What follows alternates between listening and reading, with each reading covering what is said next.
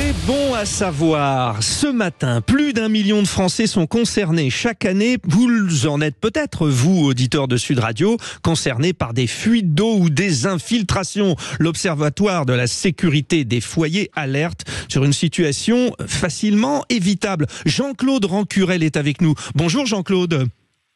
Bonjour. Vous êtes maître, artisan, plombier, chauffagiste. Vous nous dites où ? Dans le Vaucluse, exactement, à Violès, un petit village à côté de Gigondas, connu pour son vin de Grand Cru des Côtes-du-Rhône. Oui, rien qu'à la prononciation de Gigondas, ça le fait. Et puis à toute heure en plus. Hein. Bon, merci d'être avec nous. Peut-être pas à cette heure-ci, mais bon. Ouais, oui, en le disant, je me suis dit, bon, où est-ce que je m'embarque ? Mais c'est le piège. Bon, revenons sur notre question. C'est vrai que de plus en plus, il y a ces problèmes de dégâts des eaux. Alors, découpons en deux parties. Déjà, les dégâts des eaux, on va dire, extérieurs à l'habitation. Là, évidemment, on parle plus des pavillons plutôt que les immeubles, on est d'accord ? Tout à fait.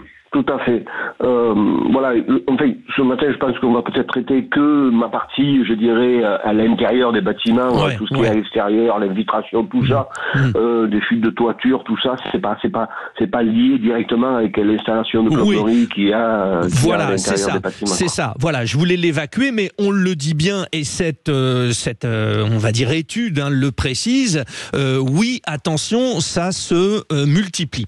En revanche, et c'est là où on vous attendait, Jean-Claude Rancurel, qu'est-ce qui se passe ? Nos plomberies sont obsolètes, on fait pas attention, le voisinage dans les immeubles, à l'intérieur, etc. C'est quoi à l'intérieur des habitations, où là aussi d'ailleurs, ça marche, ce sont les maisons qui sont les plus concernées.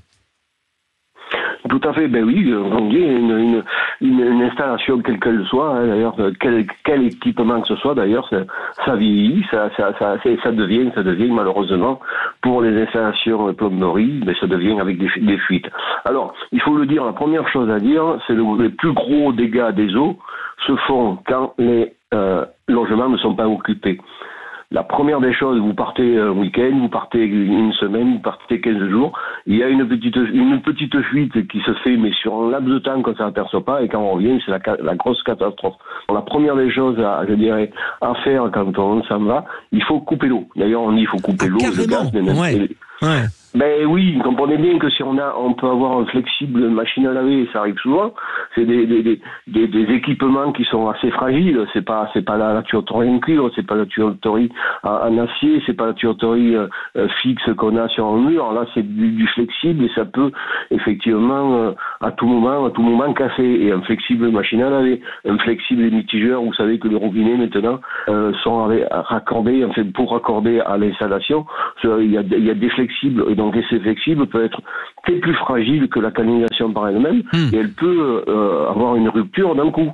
Et si vous n'êtes pas dans la maison, vous allez apercevoir que ça coule, le bruit d'eau, etc., ben ça peut couler pendant une journée, 2 journées, 3 journées. Vous partez un mois en vacances, quand vous arrivez, vous avez 1 centimètre d'eau. Alors ça c'est un conseil, ça Jean-Claude Rancurel, pardonnez-moi, mais c'est vraiment un conseil clé que vous nous donnez à 6h55 sur Sud Radio.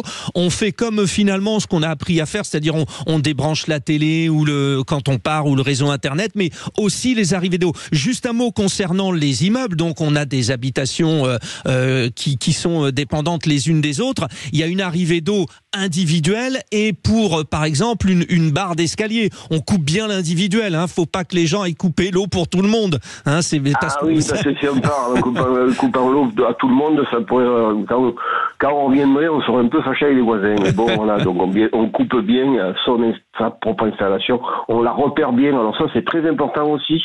On peut avoir des dégâts des eaux, des grosses fuites qui se font. Le temps qu'on cherche, si on ne sait pas où est le robinet, ça arrive souvent. Ouais. Dans l'affolement, il y a une rupture de canalisation, ça arrive, une rupture de canalisation. Le temps de trouver où est le robinet, si on ne sait pas le robinet, etc., où est le robinet, ben on peut avoir une grosse quantité d'eau qui se déverse d'un coup. Et voilà. Donc, quand on rentre dans son logement, quand on est dans son logement, il faut toujours, je dirais, informer de tous les membres de la famille où est le robinet de coupure d'eau. Ça, c'est très important. Jean-Claude, on vous rappellera parce que tout ça est passionnant. Vous avez évidemment d'autres conseils à vous donner. Bon, le temps tourne. C'est promis. Jean-Claude Rancurel, maître artisan plombier chauffagiste. On refera un point avec vous parce que là, il y a tellement de choses à parler, à évoquer sur ces dégâts des eaux. Bonne journée à vous, 6h57.